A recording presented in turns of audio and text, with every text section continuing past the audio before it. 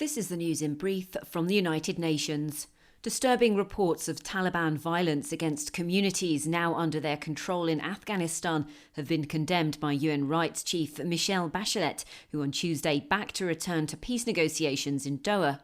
The High Commissioner for Human Rights said in a statement that there was fear and dread across Afghanistan, which had driven people to flee their homes.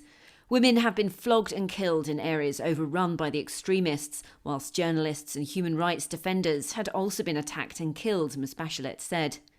Since the 9th of July, the UN Rights Office has confirmed almost 200 civilian fatalities in 4 Afghan cities. Another 1,200 have been injured. In Geneva, spokesperson for the High Commissioner, Ravina Shamdasani, said that people rightly feared that the Taliban would erase the human rights gains of the past 2 decades, as US and international forces continue to pull out of Afghanistan. We've already documented 183 civilians, but we do fear that this is really just the tip of the iceberg.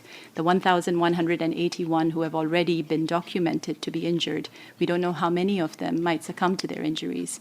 People are living in fear and dread. Women are already being, killed and shot for breaching rules that have been imposed on what they can wear and on where they can move without a male escort. It's time for the international community to prioritize peace in Afghanistan. To date, the Taliban has overrun 192 district administrative centres in Afghanistan, attacked provincial capitals and taken over at least 6 provincial capitals in Nimroz, Jowzjan, Kunduz Province, Takhar and Saralpul. To Ethiopia's embattled Tigray region now, where UN aid workers say that they've regained access to 2 refugee camps cut off by fighting since last month. The UN Refugee Agency spokesperson Boris Cherchikov said on Tuesday that emergency aid had reached the camp's 23,000 Eritrean nationals who had been without assistance since the 13th of July.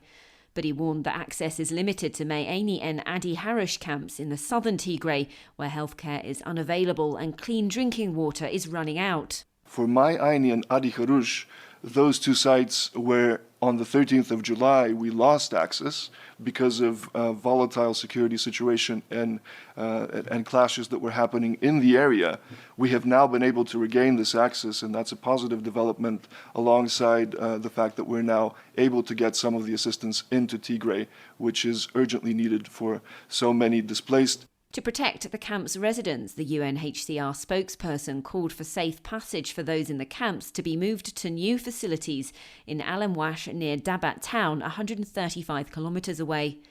Mr Cherchikov also expressed concern that more people have been forced to flee fighting in Ethiopia's Amhara and Afar regions, where some 100,000 people in Amhara and 70,000 in Afar have likely been displaced.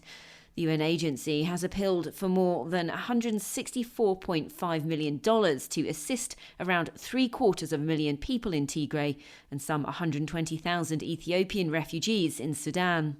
Staying with Tigray, and the UN World Food Programme said on Tuesday that aid trucks reached more than 1 million people on the verge of famine in June and July, but far more help is still needed. Citing severe shortages of food, cash, fuel and functioning telecommunications equipment, the UN agency says that it has only delivered assistance to half the number it planned to. More than 175 trucks arrived in Tigray during the first week of August, including 90 trucks carrying more than 5,000 tonnes of food aid. An additional 90 trucks are expected to arrive in the coming days to replenish stocks of food, fuel, nutrition, health, sanitation and shelter items.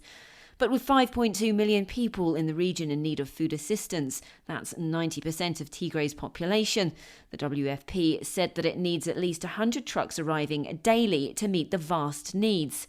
People in Tigray are suffering due to lack of humanitarian support over the past month. We need to reach them now before they fall into famine, said WFP's Michael Dunford, who called for all parties to guarantee the flow of humanitarian supplies into Tigray before it's too late. Katie Dartford, UN News.